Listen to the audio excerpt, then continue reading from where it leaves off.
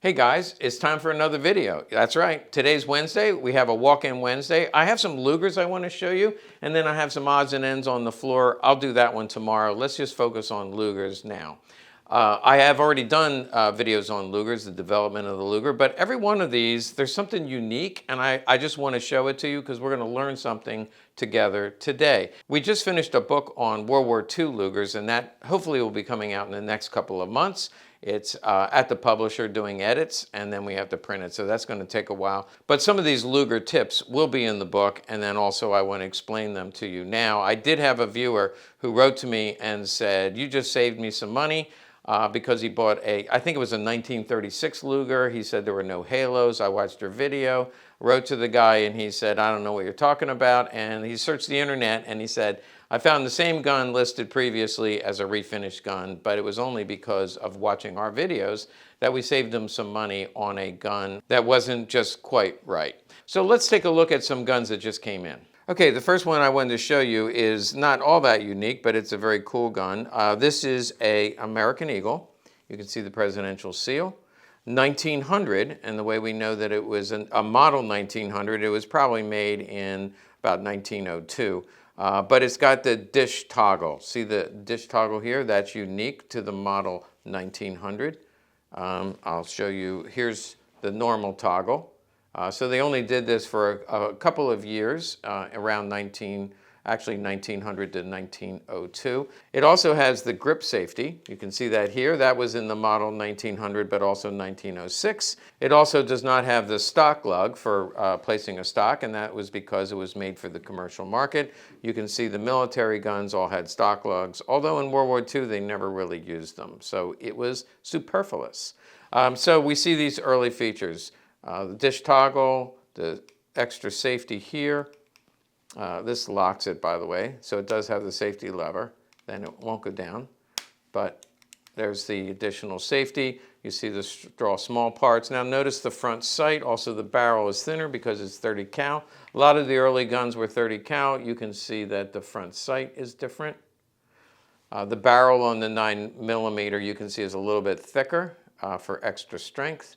And then this is 30 caliber Luger. Notice the trigger guard here on the early guns. That was a thicker trigger guard, and here they thinned it out a little bit. So this is just a beautiful example of a 1900 American Eagle sold to the American market. It is Germany marked. That is not an import mark. That is an export mark, and it was done at the factory. So people write to me all the time and say, if it's marked Germany, does that hurt the value? No, because if it was made for export, it had to be marked Germany in the factory. That is 100% correct, does not hurt the value. Now, if it doesn't, there's another variation that was a test eagle, American Army test eagle. They were not Germany marked because they were sent to the Army for testing. The Army did not complete that contract. So those are a lot rarer and more expensive. But the typical American Eagle Luger will definitely have the Germany marking on it. So you can see how beautiful this gun is. And let me show you the next one. Next I'm going to show you, actually I have two police Lugers, but there's something to learn on both of these. The first one, have you ever seen anything like that before?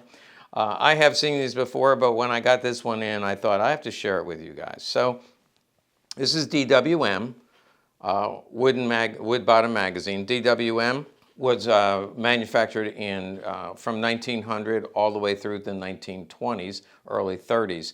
This gun is from the 20s. It was a commercial gun.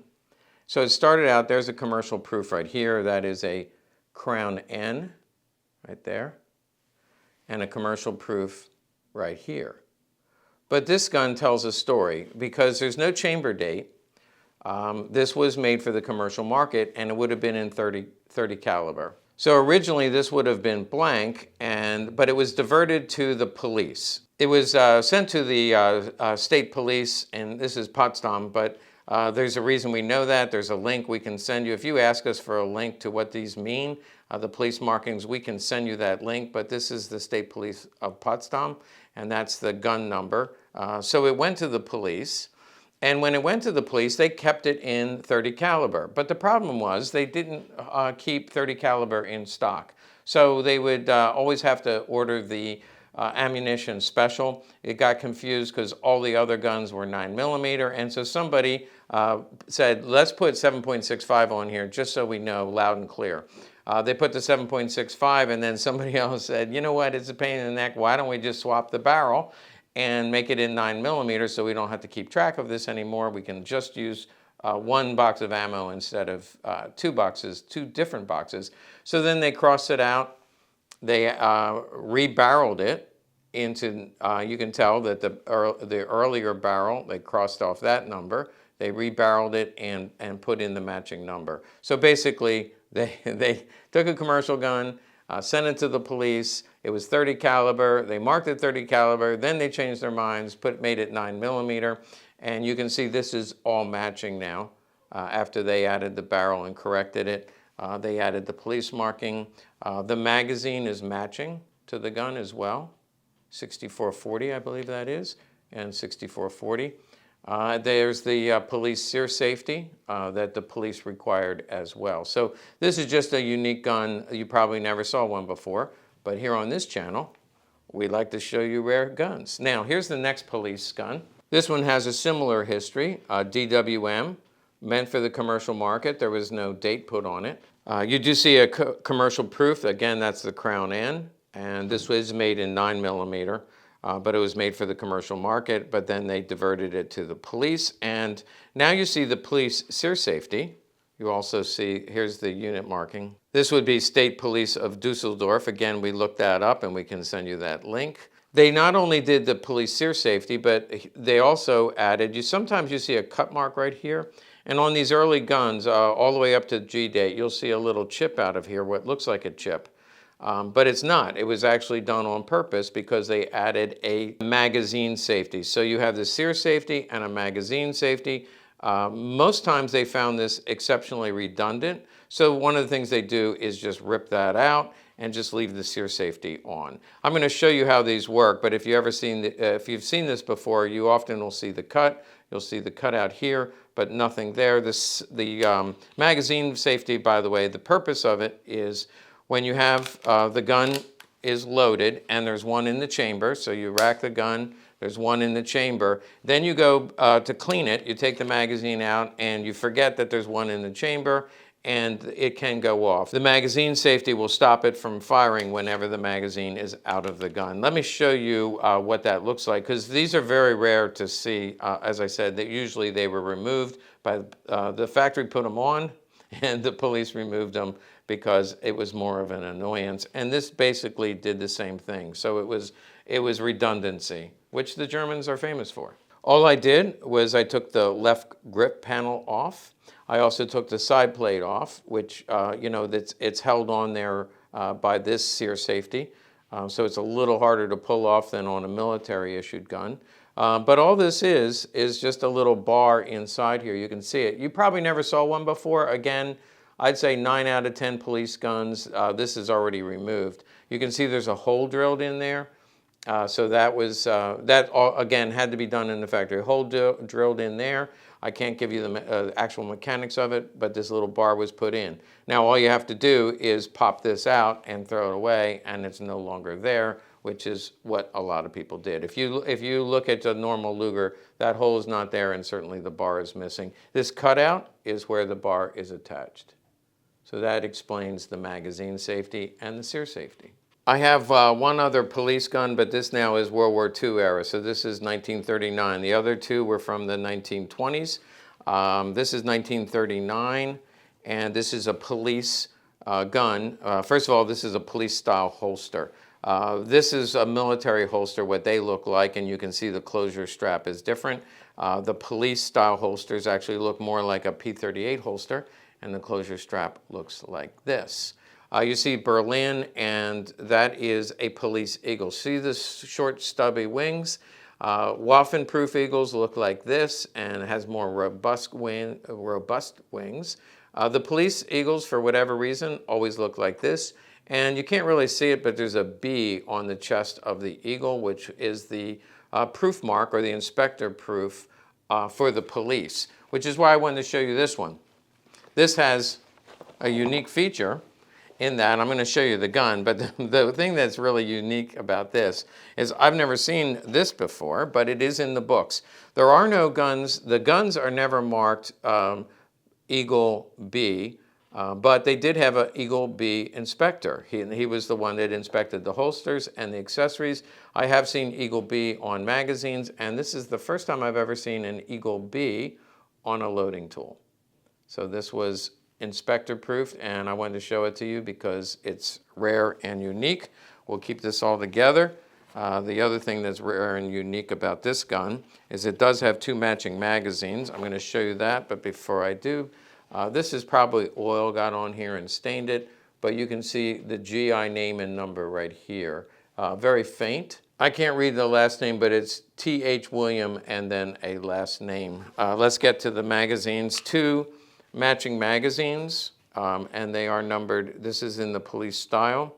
You see it's in the W block. We talk about in the book that the police Lugers will be found in the W block, and there's magazine number 1, magazine number 2. You see these are perfectly matched and definitely not faked. And again, you can see how the font is similar, if not exactly like the font on the gun. So 1951, the rest of the parts are all 51. The full serial number is under here with the W. Look at the condition of this gun. It's just grip straps, just beautiful with two matching magazines. 1939 Mauser banner. Again, the military guns. In 1939, they'll either be S42 code or 42 code. The police and the commercial guns were Mauser banner marked. So beautiful 9mm. Here you see the sear safety, but they stopped doing the magazine safety. No cutout here was never installed because actually after the G date, I never see them anymore. So 1935, I don't see that cutout anymore. So this is just a really rare, beautiful gun. By the way, the grips will be numbered to the gun in this case. That's not always the case, but in this case, the grips are numbered to the gun. Just a beautiful police rig from 1939. Speaking of beautiful rigs, I skipped over, this is out of sequence because this is a 1917. Look at the condition of this holster, absolutely perfect. Notice it doesn't fit on your belt. This is because it goes on a shoulder strap. This is the way the soldiers wore it. So we open it up, and you notice that there is a cleaning rod on these. They go alongside here, and that's the typical cleaning rod. We call these the ears. These are often missing, but because the stitching is, very thin, so it breaks off pretty easily. So the ears are intact. That's important to note. The strap often is worn and creased. Here you do see some wrinkling, but still intact. There is no Luger tool. However, the holster is dated. Right here you see the marker. In 1916, I believe that's a unit marking here, military unit marking. And we have an artillery Luger. This is just absolutely gorgeous. You can see the serial number, the beautiful straw. This is the 8-inch artillery barrel. This is the rear sight, which is adjustable, and that is in meters. It goes up to 800 meters. 1917, the only flaw in the finish is right here. It was probably a factory, a poorly prepared metal where it just didn't take right there, because that's not common wear. This would be protected even from holster wear. That's not common wear, so I'm sure that's the way it would have looked when it left the factory. But it was going to the military, so they let it go. Look, there's hardly any wear other than the high edges here and here. No wear on the strap other than right here where I think the holster hits. This magazine is matching to the gun. You can see 77-47 and 77-47. Underneath, remember the guy that said there were no halos? There's halos here, and you should see halos all the way up to 1936 and early 1937. After that, they changed the bluing process, and so it no longer had halos. But on this gun, you can see the halos here, and that's just like the little white aura around the serial number. The checkering on the grips is still very sharp. The magazine is nickeled, which is correct. And so just a beautiful gun with a matching magazine. Hardly ever find that. 1917 in a beautiful holster with the original cleaning rod. Okay, this one is worth showing you because it's a little bit unique. It's a 1936 S42. Still has straw parts. They did that through 36 and the beginning of 37. And then I just got done saying they changed the bluing process. They also blued the small parts after mid-1937. We would expect to see halos, and sure enough, there are the halos on the bottom. So this is all correct. Great gun. And you'll see the serial number 9036. And we look at the serial number on the magazine, 9036.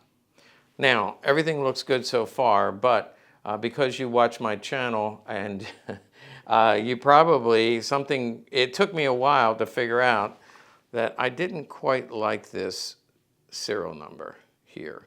It looks really good. If you look at the font, it's maybe a little bit smaller. The O is near perfect.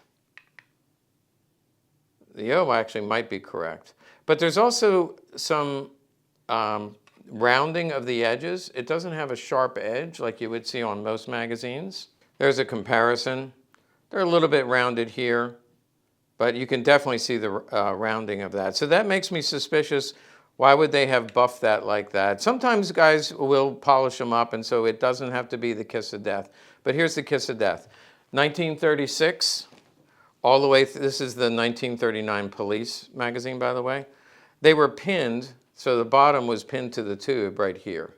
They did that all the way up to 1940. So 40 through 42, they changed the pin to the middle of the circle. So this is a later mag. This has to be from 1940 or later. So 1940 on a 36 gun, this has been faked. So good information. I don't know that a lot of people would have caught it. It took me a little bit of time, but this was the warning flag that this had been polished off. And so this 1936 is all correct. Nothing wrong with the gun. Beautiful gun. Why screw with it? But somebody decided to take them a later magazine, buff it off, and renumber it. Probably the O is original, but this is buffed off and renumbered. We call it a forced matched gun. That's how we'll describe it on the website. Okay, I'm going to show you two unique guns worth taking a look at. And then I have three kriegoffs here that I just want to show you very quickly. Not going to spend a lot of time on them. And the only reason I wanted to show you these is because these are from 1942. Now, that was the last year that Mauser made Lugers. That was the last year anybody made Lugers except for the kriegoff. Kriegoff made them all the way up to 44 or 45, depending on what you read. Some people say they stopped in 44, but 45s do exist. They're just questionable. So this is 1942. There's about 100,000 made, over 100,000 made for the military, only 1,000 or so for the police. And then there are also these Banner 42. Notice it has straw small parts, which they didn't do after 1937, late 37. They stopped doing the straw small parts. Here's the 39, by the way, just so you can see my point. This is 1939. It was a lot cheaper just to blue but take a look at that. It's straw. It's all the small parts are blued. But in 42, these were special orders, Mauser Banner, not BYF. Remember, in fact, this would be a Black Widow. If it was BYF 42, Black Widow with a black magazine, it would be a Black Widow. But in this case, notice the pin is in the side, which in 42 it should be. These both have matching magazines. See the matching magazines? This is numbered 1 and this is numbered 2. So the reason I find these intriguing is it makes me wonder. They stopped production of the Luger, took all the machinery down and retooled it for P-38s. But at the very end of production, they made some commercial guns. Now this was not to sell at the local Cabela's. This would have to be, in my mind, no question, Some high-ranking party officials said, I'd like to get a Luger before you stop production. Special order, beautiful polished finish, strawed small parts, matching magazines. This one has the black bakelite. I'm convinced that these were ordered. Notice there's no military proofs. There's no police proofs. So this had to have gone to probably a party leader, party member who wanted a gun before they went out of production. Special orders, because at that time the war was raging and they needed all the Lugers they could get for the soldiers. But somebody very high-ranking had to have ordered these as a special order. So they're special guns. I can't say for sure who they went to, but in my opinion, these are special ordered by party officials. Notice even the screw has like a fire blue finish to it. Same thing here, fire blue finish. Just gorgeous and very rare guns from 1942. The last three guns I'm going to do really quick because these came in this week and it's just great looking at a kriegoff. This one is unique because it is an early S code variation. Serial number is in the 2000 range, so this is about the 2000th gun made in 1936. You can see the early logo. It only has Sewell. They only did that for a very short period of time, and this is the more standard logo, which they have kriegoff and Sewell. But you can also see that they numbered the parts. I think at some point they decided that was ugly, so they stopped doing it. So here you can see numbered part, here you see the numbered part, here you don't, here you don't. So they stopped numbering the exterior, I think that because they thought it was a more beautiful gun. They also used wooden grips in the just in the first couple thousand. So in serial number 2000, this is probably toward the end of the wooden grips. These are a little bit thicker than your average grip. You can maybe see the difference here. These are not at all, like you can't put a DWM or a Mauser grip on here and get away with it. The checkering is a little bit larger. I don't know if you can see that, but the checkering is just a little bit larger. I can notice the difference. And when you hold it in your hand, you can feel the thickness of the grip. Very different. So this is thicker, larger. It's definitely a kriegoff wooden grip. There's no marking inside to identify it. This does not have a matching mag, but that does look polished. So it's not matching. It is blank, but it may have been polished off. Still, it is a correct mag and fits nicely in this early gun. Next is a 1937, and this is just a beautiful high polish finish. There's a little bit of unsightly wear right there. By the way, I mentioned that this is not numbered, but if you take the side plate off, you can see that it is kriegoff stamped on the inside here and also on the little trigger bar. See that? The little trigger bar has a tiny kriegoff proof, and then it says 54, which is correct for the gun. So it is numbered on the inside. So that's just a really pretty 1937. Oh, one thing I did want to show you. Very tiny import mark right here. It's nothing to get real upset about, but this is an import mark from Simpson Limited, which is the Simpson Limited are the ones that imported this gun, but it's 1937, and they do a good job of hiding the import mark, barely visible. Sometimes you'll see an import mark right here as well, which I like even better because when the magazine's in it, you don't even see the import mark. Now, the last gun I wanted to show you is a 1940 kriegoff. And by the way, in 1940, the red grip is correct, but also the second half of 1940, they used the black grip. This is that Mauser gun. Here's a picture of a 1940 with what a lot of people say is the Black Widow grip, but it's just a black bakelite grip. Both are correct. A lot of people will swap them out just because they like black better. I try not to mess with the history of the gun. This 1940 came with the red grip. Now, what's unique about this gun, and by the way, kriegoff did straw the small parts all the way to the end, all the way to 1945. They did straw the small parts. You still see the serial number, 94. You'll still see that on the side plate. You can see the kriegoff proof with 94, which is correct. And then a little tiny kriegoff proof right here. So on the interior, you will see a lot of little kriegoff proofs, here is a late kriegoff L2 proof as opposed to the earlier kriegoff proof. See the difference in the two sets of proofs, and again, we will cover it in our book, but that is the earlier proof, Mark. Look at the first proof, it's an L2, but in 1940 they changed to a later proof, and that's the style of the later proof. Also the little tiny proof here and here, slightly different. This is a later proof. All correct. So one other thing I wanted to show you about this gun, and I have a bias because I did buy this gun.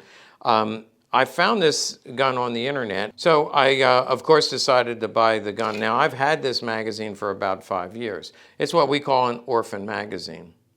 It does have the kriegoff proof, and they almost always are upside down. And since I bought this separately as an orphan magazine, you can see the matching number, but the nines look a little funky, and a lot of people would say, I'm not sure if that's real. The nines just look a little bit funky. So, but because I bought it by itself 5 years ago, why would somebody fake a magazine and then just sell it as an orphan mag? Obviously, if you're going to fake a magazine, you keep it with the gun.